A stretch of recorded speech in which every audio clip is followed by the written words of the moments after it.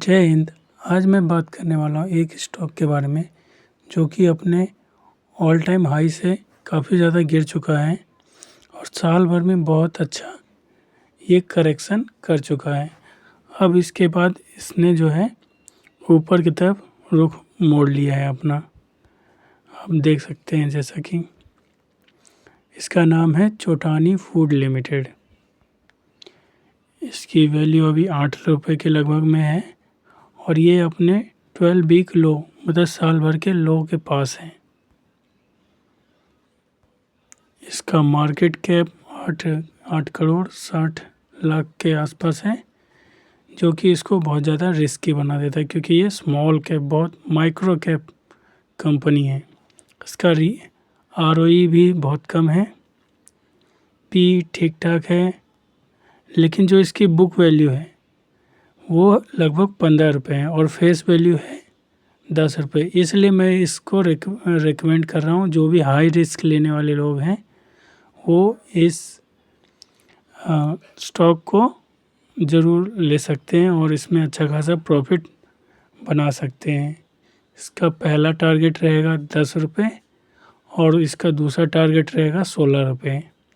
मतलब कि ये लगभग डबल तक जाने की इसके उम्मीद है। और ऐसा मैं क्यों कह रहा हूँ, आइए इसके टेक्निकल पे देखते हैं।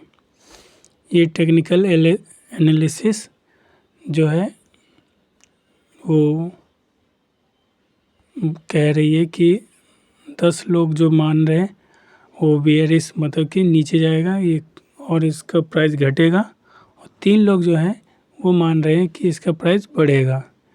जो इंडिकेटर हमें बता रहे हैं, जो RSI है वो बता रहा है कि ओवरसोल्ड में है। ओवरसोल्ड है मतलब ज़्यादा बिक चुका है, अब ये ख़रीदा ही जाएगा। और MACD इंडिकेटर जो है वो बता रहा है कि अब ये इसका ट्रेंड क्या है। ये इसका ट्रेंड बुलिश मतलब कि ऊपर की तरफ मतलब कि बढ़ने की तरफ चल चुका है। बीटा जो बताता है वो बताता है कि इसमें कितनी उछाल आएगी, तो वो लेस वोलेटाइल है मतलब कि ज़्यादा तेज़ उछाल नहीं आएगी इसमें। आराम से या तो घटेगा तो भी आराम से घटेगा, बढ़ेगा तो भी आराम से बढ़ेगा। इस स्टॉक ने कल कह रहा हूँ फ्राइडे को अपना जो है क्या कहते हैं अपर सर्किट लगाया है। और ज़्यादा जानकारी के लिए हम screener.com पे देखेंगे। ये जो चोटानी फूड लिमिटेड कंपनी है वो 1975 में इनकॉर्पोरेट हुई थी, मतलब स्थापना हुई थी, और 2014 से वो शेयर मार्केट में लिस्टेड है। इसका मार्केट कैप जैसा कि मैंने बताया 8 करोड़ 60 लाख के आसपास है। इसकी करंट वैल्यू 8 रुपये 29 पैसे के आसपास है और इसका 12 वीक हाई जो था वो 47 रुपये का था और जो लो था वो 7 रुपये 90 पैसे के पास था, जो कि कल ही इसने अपना अपर सर्किट लगाया है। स्टॉक का PE 40 का है, बुक वैल्यू इसकी 15 के आसपास है, तो ये एक पॉजिटिव पॉइंट है। और फेस वैल्यू भी जो है इसकी वो 10 रुपये है।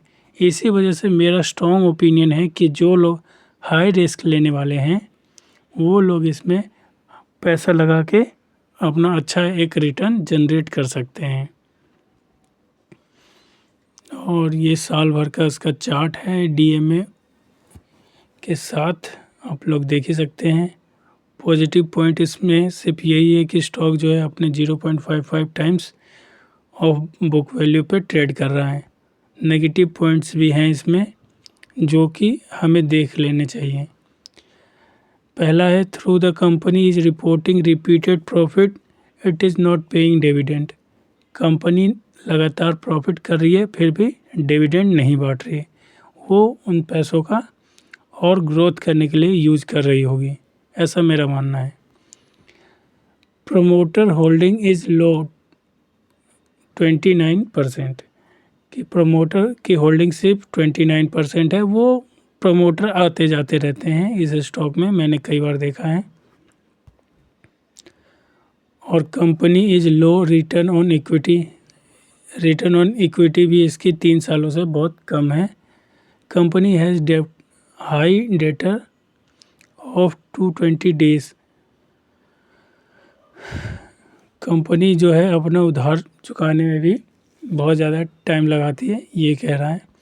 चौथा पॉइंट है promoter holding is decrease over last 3 year, जो प्रमोटर ने है वो अपनी होल्डिंग जो है जब हाई पॉइंट पे होता है तो प्रमोटर अपनी होल्डिंग बेच चुके हैं पिछले 3 साल में, लगभग 20% के आसपास वो बेच चुके हैं अपना। और ये कंपैरिजन है उसके इंडस्ट्रीज़, उसके सेक्टर से, तो इसका जो पीए है वो लगभग सबसे ठीक ही है। बस एक है ये बॉम्बे वाला जो थोड़ा कम पीई का है, बाकी सब इससे ज़्यादा पीई के ही हैं। इसीलिए तो मैं कह रहा हूँ कि इसमें जो हाई रिस्क लेने वाले लोग हैं वही लोग इसमें इन्वेस्ट करें। और ये कंपनी की रिजल्ट्स हैं, ये प्रॉफिट एंड लॉस का है, आप लोग देखते चलिए। कंपाउंडेड सेल्स ग्रोथ जो है वो दिख रही है, प्रॉफिट ग्रोथ भी ठीक ठाक है। रिटर्न ऑन इक्विटी ही इसका जो है 1% अब तक चला आ रहा है, और शायद अब मुझे लगता है इस पॉइंट से ही ये जो है आगे बढ़ेगा। बैलेंस शीट, कैश फ्लो अभी इसका नेगेटिव है। कैश कन्वर्जन साइकिल भी इसका बहुत लंबा है, जो कि है लगभग 700 दिनों का, कि कोई भी एसेट को ये कैश में कन्वर्ट करने में लगभग 700 दिन ले लेते हैं। हो जाएगा, जैसे जैसे कंपनी अपना काम बढ़िया करेगी वैसे वैसे ये सारे रेशियो भी ठीक होते जाएंगे, ऐसा मुझे लगता है। और शेयर होल्डिंग आप देख सकते हैं कि प्रमोटर की है 29% और 71% जो है पब्लिक की होल्डिंग है। और यही थी रिसर्च मेरी चौटानी फूड लिमिटेड के बारे में। मैं कोई सेबी रजिस्टर्ड नहीं हूँ, पर पिछले 3 साल से शेयर मार्केट को ऑब्ज़र्व कर रहा हूँ, और मैंने जहाँ तक देखा है अपनी बेस्ट ऑफ नॉलेज से मैं स्टॉक चुन के लाया हूँ और लाता भी रहूँगा। आप लोग भी जो हैं इसमें अपने रिस्क को देखते हुए इन्वेस्ट करके एक अच्छा प्रॉफिट जनरेट कर लीजिए।